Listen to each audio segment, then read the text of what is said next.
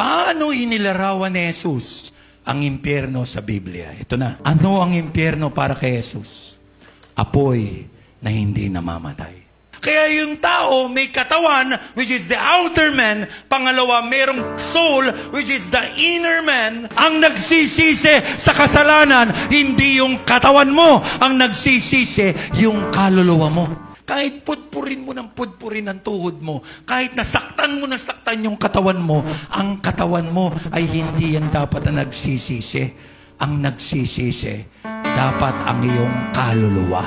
Kaya bakit hindi nauubos sa impyerno? Kasi ang nandun sa impyerno, kaluluwa eh. Ang masakit, nakakaramdam, nararamdaman lahat, hindi nauubos. Kaya ang sabi ng Bible, habang buhay kang maghihirap, talagang torment. At hindi mo na talaga kayang tiisin. Pero wala kang magawa kasi nandun ka. Hindi ka naman naagnas. Hindi ka naabo. Ang kaluluwa nananatili nakakaramdam. At araw-araw pinahihirapan ka dahil sa iyong kasalanan. In hell, there is an extreme torment. Paghihirap. Ang impyerno ay inihanda para sa mga demonyo at para sa mga kampo niya. Tandaan mo, man is created in the image and likeness of God. Mahalaga ang tao sa Diyos. Mahal ng tao ang Diyos. Kaya lang ang tao hindi siya mahal. Ang tao na sumusuway. Ang tao sobrang hindi nagsisisi. Kaya walang choice ang Diyos. Yung lugar na dapat para sa demonyo kay Satanas lang ay naging lugar pa rin ng mga taong makasalanan.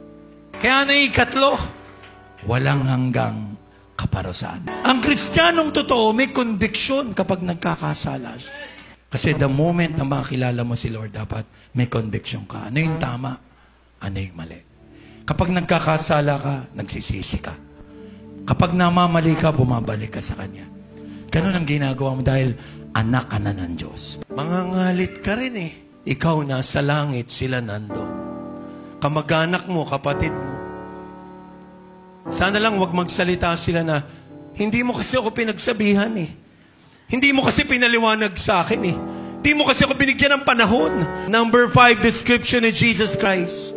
Uod at apoy ay hindi namamatay. Sa impyerno, uod di namamatay. Pero may pangalawang interpretasyon yan. Ito, yung pwede mong literal, sabi mo, uod talaga, literal. Pero may pangalawang interpretasyon. Ang pangalawang interpretasyon, ang uod symbolizes your conscience. Parang uod na kumakain sa'yo, na hindi ka matahimik araw at gabi, sobra kang nakukonsensya sa lahat ng kasalanang pinaggagawa mo. Ay kaanim, puno ng kadiliman. Basta, lakas mo, parang puno ng kadiliman. Sabay-sabay, go! Hindi sila namamatay, pero sakitan sila ng sakitan. Lahat ng kasamaan, lahat ng pangit, lahat ng kasalanang ginagawa pa rin nila doon sa loob. Kaya sabi, punong-puno ng kadiliman. Wala talaga. Kahit na may konsensya sila, na kinakausap sila, pero puro mali pa rin ang kanilang ginagawa. If there are Jews and Israelites, you need to understand that it's not because you are Jew, you are saved.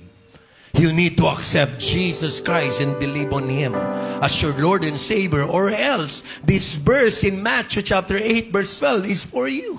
Hindi ka born again na religious lang. You need to really have an experience with the Lord Jesus Christ.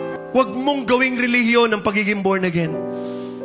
Ang pinakamabigat sa impyerno, wala ang Diyos sa impyerno. Wala si Jesus sa impyerno. Ang Diyos ay omnipresent sa lahat ng lugar. Si Jesus ay omnipresent din sa lahat ng lugar na doon. But, tandaan nyo, they decided na hindi magparamdam. Ano ibig sabihin ng hindi sila magpaparamdam? Kahit na anong hingi ng tawad mo ron, wala na. Kaya nga sabi, hindi mo na mararanasan ng mga dakilang himala. Ano ba dakilang himala ng Diyos? Yung napakadumi mo, pinatawad ka ng Diyos. Napakalaki ng kasalanan mo, binago ka ng Diyos. That is the greatest miracle na ginawa ng Diyos sa buhay mo. Eh kapag ikaw ay nasa impyerno na, kahit na ano pang hiyaw mo, sigaw mo, hingi mo ng tawad, iyak mo, hindi na nagpaparamdam ang Diyos sa impyernong yun. Kaya wala na, hindi ka na mapaparamdam. magpapatawad sa lahat ng iyong kasalanan. Kahit na anong gawin mo, yung physical, kakasakit yan. Tatanda yan. Manghihina yan. Kahit na anong gawin mo, ang physical na to, hindi mo kayang ingatan habang buhay. Kasi ang destiny ng physical na to, sa lupa. Walang masama na ingatan mo yung katawan mo.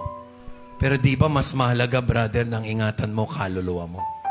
Kahit na nahihirapan tayo sa panahon ngayon, kahit na tinutokso tayo, niloloko tayo, pinepersecute tayo, di tayo pinakikinggan. Kapatid, tuloy mo lang yung pagdaan sa makipot na pintuan na yan. Dahil ang dulo niyan ay buhay na walang hanggan. Palakpakan mo, Lord. Tuloy mo lang. Tuloy mo lang.